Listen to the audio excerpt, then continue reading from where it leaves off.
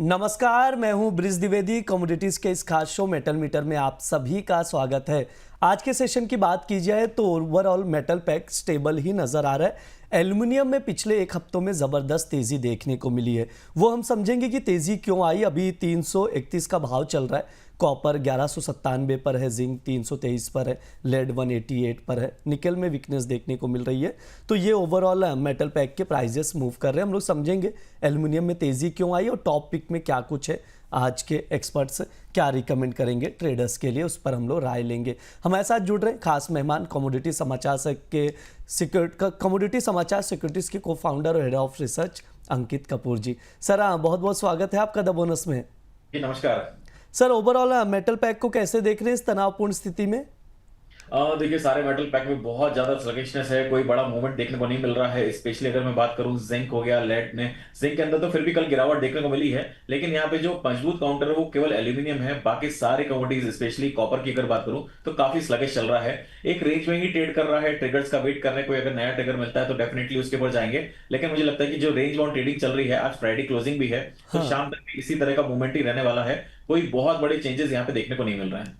Sir aluminium में थोड़ा आपसे समझना चाहेंगे कि तेज़ी आई क्यों, क्योंकि जो आंकड़े कह रहे हैं पिछले एक हफ्ते में देखें तो 9% के आसपास बढ़ोतरी देखने को मिली है। हालांकि आज जो प्राइसेस है 331 पर आगे 336 तक गए थे। ग्लोबल सप्लाई को लेकर और तमाम चीज़ों को लेकर सर क्या कुछ अपडेट है एल्युमिनियम में आपकी ओर से? देखिए ये पूरा के पूरा मिडिल ईस्ट वाला ही टेंशन है। जो मिडिल ईस्ट में टेंशन हुआ है उसकी वजह से एल्यूमिनियम प्राइसेस के अंदर एक हमें बहुत अच्छा अपसाइड मूवमेंट देखने को मिला। उसका सबसे बड़ा रीजन एक ही रहा है, क्योंकि जो एल्यूमिनियम की सप्लाई है वहीं से होती है मिडिल ईस्ट की तरफ से, और वो 7 to 8% रहती है सप्लाई। तो ये 7 to 8% की जो अप्लाई रहते हैं, जो सप्लाई रहती है, वो कहीं ना कहीं बाधित होती नजर आई है। इसके कारण हमको एल्यूमिनियम प्राइसेस से एक अपसाइड मोमेंटम देखने को मिला है। लेकिन अगर मैं ग्लोबल मार्केट की बात करूं तो ये टेंशन जैसे जैसे रिलीज होती नजर आएंगी वैसे वैसे प्राइसेस वापस से थोड़ा सा कूल डाउन होते नजर आएंगे। तो एकदम से ऊपर के लेवल पे खरीदारी करने की कोशिश मत करिए, वहां पे फंसने की कोशिश मत करिए। एक बार वापस से गिरावट आएगी, जब ये नॉर्मल मोमेंटम में आ जाए तब जाके खरीदारी करना मुझे लगता है कि ज्यादा बेटर होगा। क्योंकि तेजी तो आई है, लेकिन उस तेजी वॉल्यूम्स देखने को नहीं मिला है।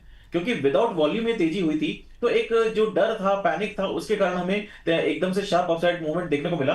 लेकिन मुझे लगता है कि जैसे ही कुछ भी अगर न्यूज आती है, जिस तरह से आज न्यूज आई है कि रशिया से भी इंडिया जो है क्रूड ऑयल परचेस कर सकता है, एल्यूमिनियम जो है कहीं ना कहीं जो माइनिंग्स में प्रॉब्लम आ रही है वो वापस से कूल डाउन होती नजर आएगी, या फिर माइनिंग स्टार्ट होती नजर आएगी, तो हमें जो प्राइसेस हैं वापस से थोड़ा सा कूल ऑफ होते हुए नजर आएंगे। तो यहाँ पे अग्रेसिवली ऊपर के लेवल पे फंसना मुझे लगता है कि थोड़ा समझदारी नहीं होगी। ठीक है, ये सर की राय है। ऑलरेडी युद्ध चल ही रहा है, जंग चल रहा है, उसका इम्पैक्ट हम लोग प्राइजेस पर देख रहे हैं, पूरे कमोडिटी मार्केट पर हालांकि देखने को मिल रहा है। सर कॉपर पर आपसे राय जानना चाहेंगे। 1200 के नीचे आ चुका है सर कॉपर, 1197 के करीब का भाव चल रहा है। क्या किया जाए सर कॉपर में अब? कॉपर में मुझे कोई बहुत बड़ी गिरावट यहाँ पे नहीं लग रही है। 1180 के आसपास मिलता है तो बाय करके काम कर सकते हैं। 1140 का स्टॉप लॉस रहेगा। टारगेट की अगर बात करूं तो 1240 तक वापस से देखने को मिलेंगे। ये तो शॉर्ट टर्म ट्रेड हुआ। कॉपर को एक चीज समझने की बहुत ज्यादा जरूरत है। कॉपर इंडस्ट्रियल मार्केट के अंदर डेफिनेटली कॉपर अभी देखा जाए तो यहाँ पे सप्लाई है, लेकिन वो जो वेयर हाउसेस में पड़ा हुआ है वो निकल नहीं पा रहा है ड्यू टू सैंक्शंस। और दूसरी चीज है, जितनी भी माइंस यहाँ पे क्रिएट हो रही हैं कॉपर की, ऑलरेडी जितनी माइंस हैं उसके अंदर से अब उतनी प्रोडक्टिविटी नहीं निकल रही है। तो जो सप्लाई जो है लगातार डेफिसिट में जा रहा है, पिछले 3 साल से जा रहा है, और आने वाले टाइम में और ज्यादा डेफिसिट हो सकता है। तो 5 से 6 मिलियन टन का जो डेफिसिट है आने वाले टाइम में देखने को मिलेगा। तो कॉपर के अंदर कोई बहुत बड़ी गिरावट यहाँ पे देखने को नहीं मिल रही है। और जैसे जैसे वॉर हो रहा है, मैं फिर बोल रहा हूँ, जैसे जैसे वॉर हो रहा है, जिस तरह से डिफेंस के जो इक्विपमेंट्स हैं उसको बनाने की तैयारी करी जा रही है, एआई हो गया, उसके बाद में जो चिप्स हो रही हैं, या फिर इलेक्ट्रिक व्हीकल्स हो गए हैं, तो जितने डेटा सेंटर्स हैं, कोई भी चीज अगर यहाँ पे बन रही है तो उसका कॉपर आने वाले टाइम में बहुत ज्यादा यूसेज बढ़ने वाला है। तो यहाँ पे कॉपर में वापस से ये 600 रुपए 700 रुपए आ जाएगा, ऐसी कोई भी संभावना नहीं दिख रही है आपको। अगर ये 1100 से 1200 के रेंज में चल रहा है, मुझे लगता है कि बहुत अच्छी खरीदारी के लेवल हो सकते हैं। अगर किसी का इंडस्ट्री है, कोई इंडस्ट्रियल यूज के लिए लेना चाहते हैं, तो ये मुझे लगता है कि बहुत अच्छे लेवल्स हैं। आने वाले टाइम में कुछ साल लगेगा, कुछ टाइम लगेगा, मतलब मान के चलिए 12 से 18 महीने लग सकते हैं, लेकिन ये प्राइसेस आपको 1800 तक भी जाते हुए देखने को मिलेंगे। यानी आने वाले समय पर कॉपर में एक अच्छी खासी तेज़ी देखने को मिल सकती है, ये सर की राय है। जो फंडामेंटल्स कह रहे हैं वो काफ़ी सपोर्टिव नज़र आ रहे हैं, राइट सर?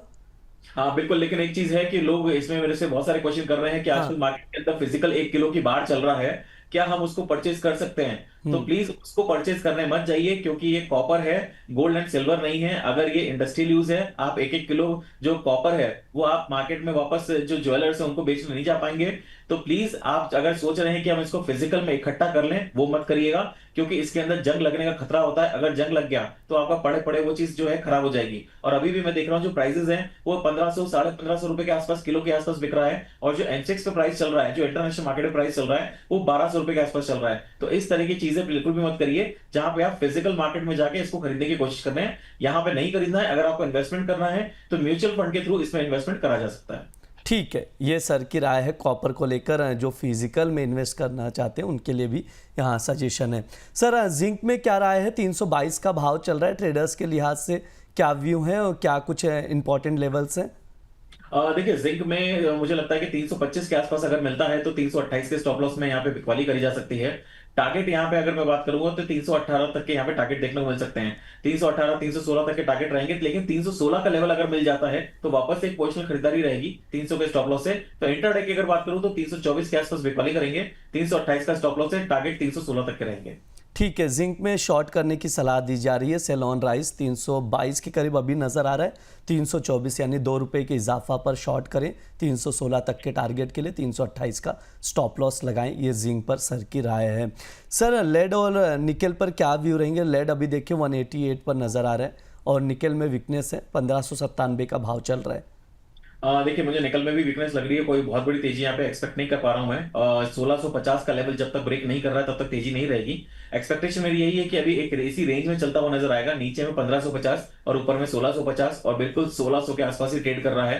तो मुझे अवॉइड करना यहाँ पे थोड़ा सा लग रहा है बेटर रहेगा, क्योंकि अभी क्लैरिटी यहाँ पे थोड़ी सी नहीं दिख रही है। ठीक है, अवॉइड करने की निकल को सलाह दी जा रही है। सर लेड पर? लेड मेरे को बहुत अच्छा लग रहा है, लेकिन उसके लिए थोड़ा सा इंतजार और करना पड़ रहा है। जब तक ये 190 का लेवल क्रॉस नहीं कर रहा है तब तक फ्रेश बाइंग नहीं करेंगे। या तो 190 के ऊपर फ्रेश बाइंग करेंगे, या फिर 186 185 के आसपास अगर मिलता है तो फिर पोजिशनल बाइंग करी जा सकती है। 180 का स्टॉप लॉस लगाएंगे। आने वाले समय में हमें 200 तक के टारगेट्स देखने को मिलेंगे। ठीक है, ये सर की राय है तमाम बेस मेटल्स को लेकर। कुछ ट्रेडिंग कॉल्स भी दिए जिन पर आप लोग नज़र बनाकर चल सकते हैं। हालांकि स्टॉप लॉस ज़रूर लगाएं, आप लोग इस चीज़ का ध्यान रखें। सर समय भी हो चुका है, डिस्क्लेमर दे दीजिए। जी, मार्केट में कोई पोजीशन नहीं है। जो भी मैंने बात करी सारी अनबायस्ड है। प्लीज बिना स्टॉप लॉस के मार्केट में ट्रेड मत करिए और अपने एडवाइजर की सलाह जरूर लीजिए। जी सर, बिल्कुल। बहुत बहुत शुक्रिया सर आज की चर्चा में जुड़ने के लिए। Thank you so much.